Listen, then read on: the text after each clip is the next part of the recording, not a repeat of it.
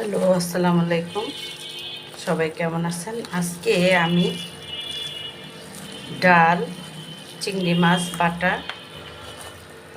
পেঁয়াজ কুচি এবং সাথে মরিচ আদা বাটা করে মিশিয়ে নিছি।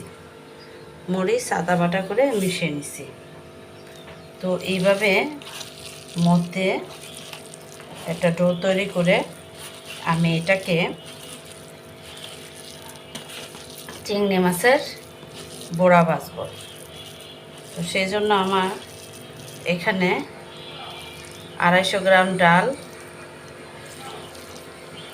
আধা কেজি থেকে একটু কম, দেড় পার মতো হবে আমি গুঁড়া চিংড়ি বেটে নিছি। সাথে আমি পেঁয়াজ কুচি দিছি আর মরিচকে আমি আদা বাটা করে নিছি। মরিচ কোনো যদি আপনি কুচি কুচি করে দেন তাহলে সেই মরিচটা কিন্তু একটু দেখা দেখা মানে কেমন জানি হয়ে থাকে, উঠে উঠে থাকে। এই জন্য আমি মরিচকে আদা বাটা করে এটার সাথে মিহিন করে নিছি। পাশাপাশি আপনি স্বাদ মতো লবণ দিতে পারেন, একটু শুকনা মরিচের গুঁড়ো অ্যাড করতে পারেন, পাশাপাশি একটা হলুদের গুঁড়ো অ্যাড করতে পারেন।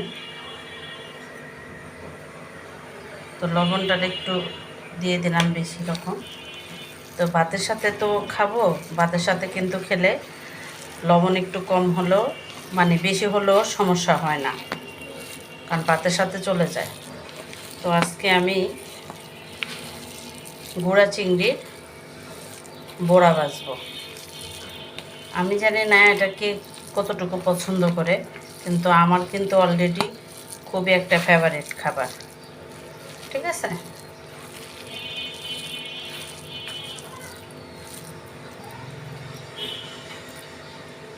এবার আমি একটা প্যানের ভিতরে সয়াবিন তেল দিয়ে দিছি। দেখি সয়াবিন তেলটা বেশ আসছে কিনা, এখনও আসেনি।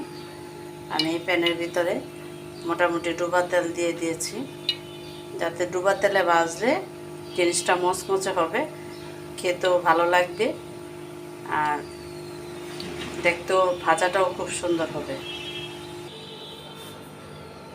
এদিকে আমি এগুলোকে এরকম করে নিতে পারি।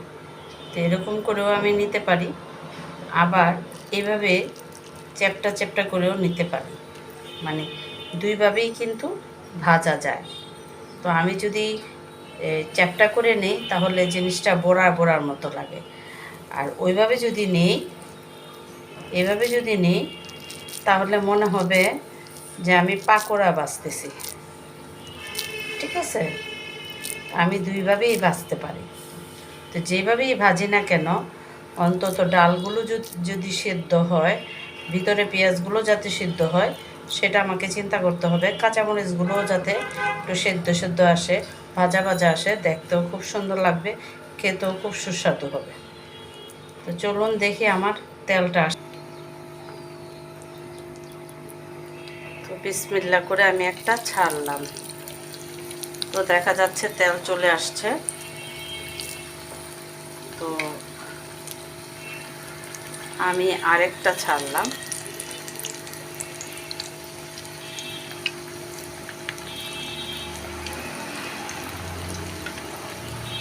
তো আমি আরেকটা ছাড়লাম।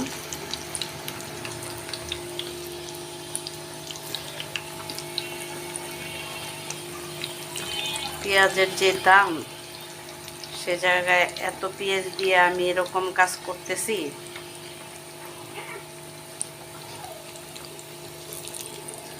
কিন্তু আসলে পেঁয়াজের মানে বড়ার ভিতরে পেঁয়াজও বানালে, তারপরে বড়ার ভিতরে পেঁয়াজ কিন্তু না দিলে সেটা খেতে স্বাদ লাগে না। হ্যাঁ, স্বাদটা কিন্তু অন্যরকম একটা লাগে।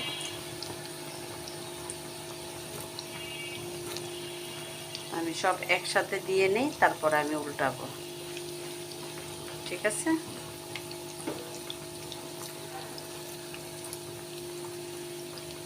তো বলেন কে কে এই রেসিপি খেতে ভালোবাসেন।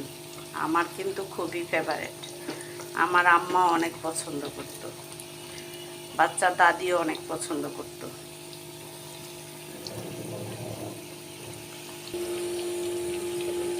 তো কালারটা এরকম হয়েছে, আমি এখন পর্যন্ত উল্টাই দিইনি, তো আমি এখন উল্টাই দিচ্ছি। তো আমি আগেই বলতেছি যে আমি কোনো স্ট্যান্ড দিয়ে ভিডিও করি না, এক হাতে মোবাইল ধরছি, আরেক হাতে আমি কাজ করতেছি। তো এই জন্য হয়তো ক্যামেরাটা নড়চড় করতেছে, ক্যামেরাটা ঠিক মতো ধরা হচ্ছে না।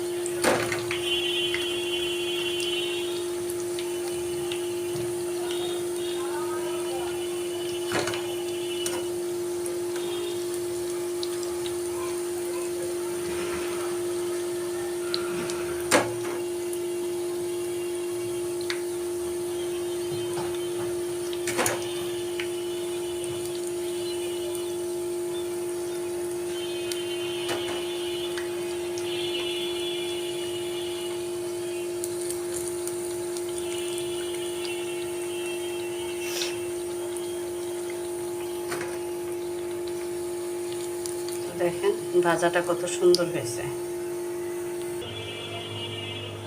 তো মাশাআল্লাহ কত সুন্দর হয়েছে।